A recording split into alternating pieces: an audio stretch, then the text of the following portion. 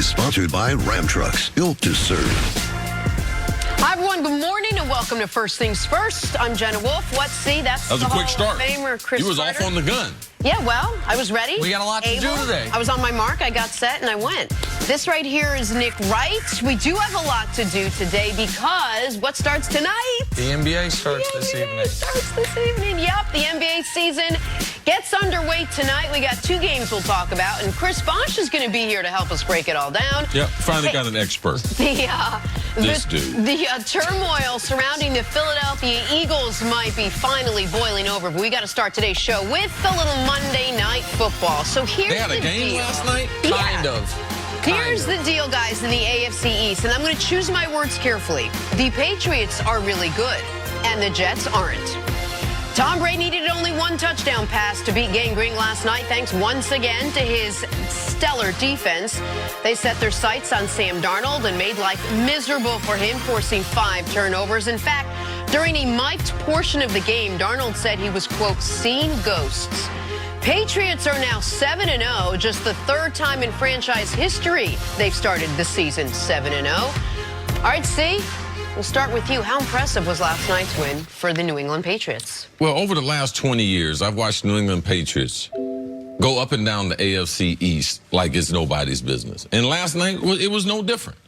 I mean, Buffalo, Miami, and the Jets. Like, this is disgusting. Like, I'm expecting. I mean, Monday night, it should be like a little mini holiday.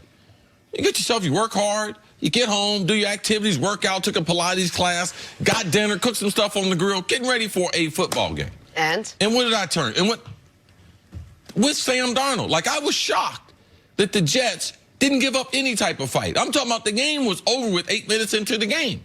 Like, I'm like, wow, these are two NFL teams. I really thought the Jets were going to challenge the Patriots this year to at least not win the division, but at least they would be a 500 team and to make it difficult on the Patriots. That they could do at least what the Bills did.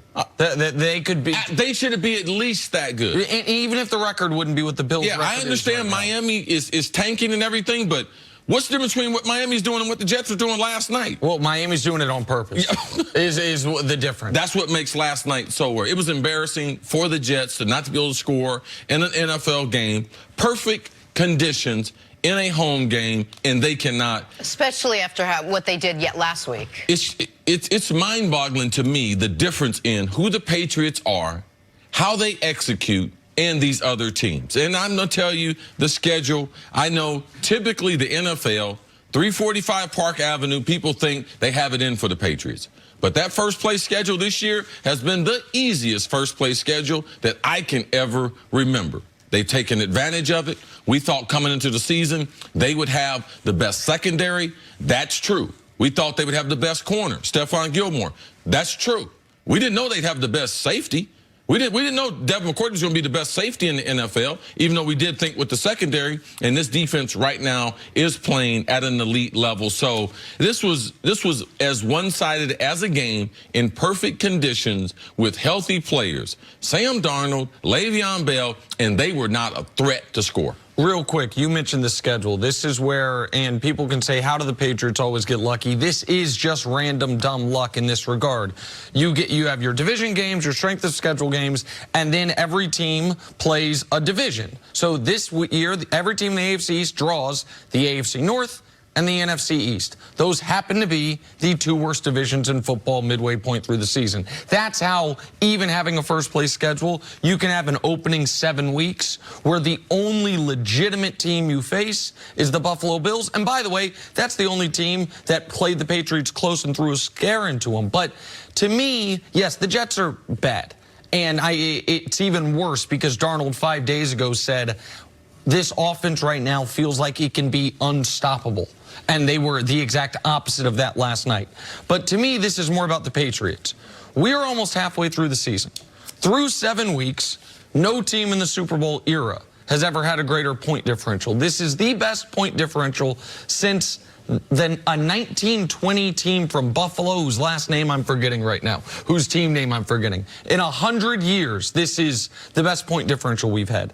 This is, through 7 weeks, the best pass defense in the history of football. I understand the competition. I understand they haven't played a single good quarterback, aside from Big Ben in week 1. They have allowed 1 passing touchdown and 18 interceptions. They are allowing a passer rating of 35. Wow. Jenna, you know I love to mention this. If you spike the ball, your passer rating is 39. They're allowing one of 35. What you're seeing on the left is what the Patriots are doing. What you're seeing on the right is what the second place team in every category is doing. They are markedly better through 7 weeks than every other defense in football. And that, to me, is the biggest story from last night. The Jets, listen, they didn't look much different with Sam Darnold or Luke Falk. That is problematic for them.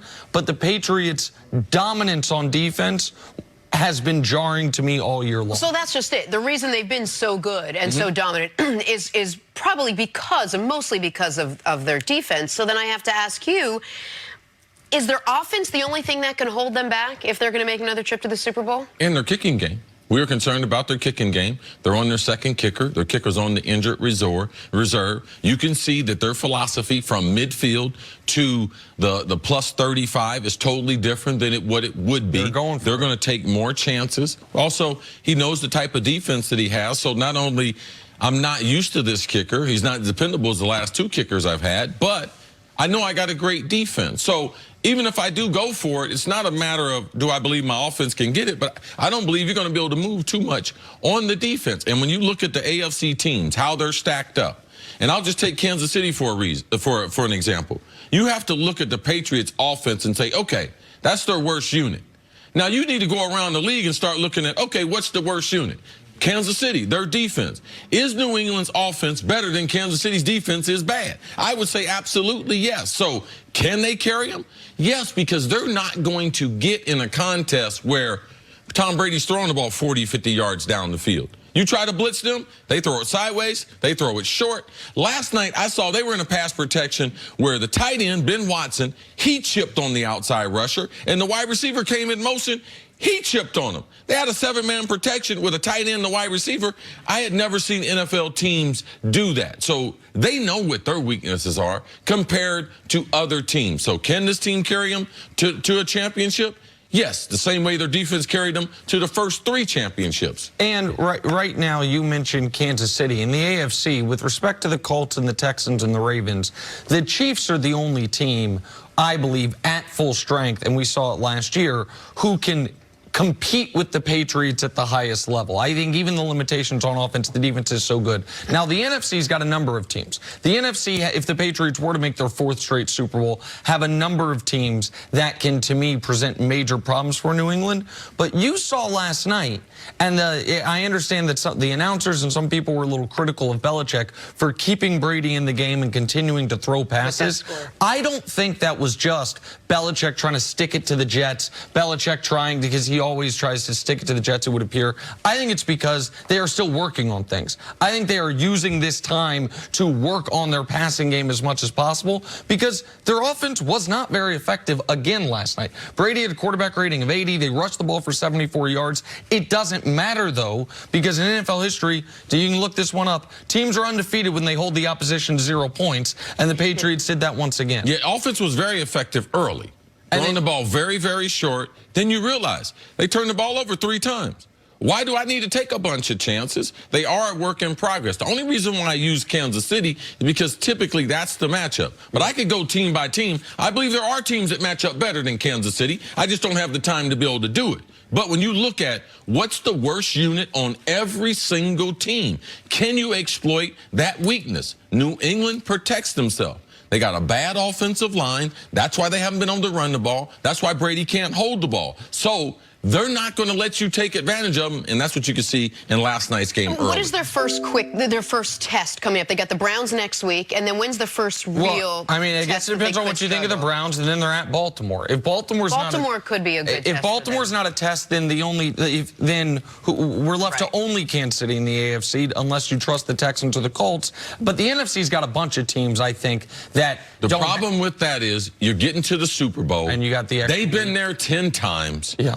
All right, you got 2 weeks to prepare. Right. It's just like we said, Jenna. It's either 15-1 or 14-2. That's if they decide to give away the last game of the season. But you can guarantee that the Patriots, just like we said, they are going to cruise through the regular season. And I do believe that they will be tested. I do believe that test comes in Baltimore. Patriots beating the Jets last night. They are 7-0 for the first time since 2015. Take a break. Coming up, should Jerry Jones stick with head coach Jason Garrett? That's next on FS1. You can always check us out on the Fox Sports channel. That's on Sirius XM. And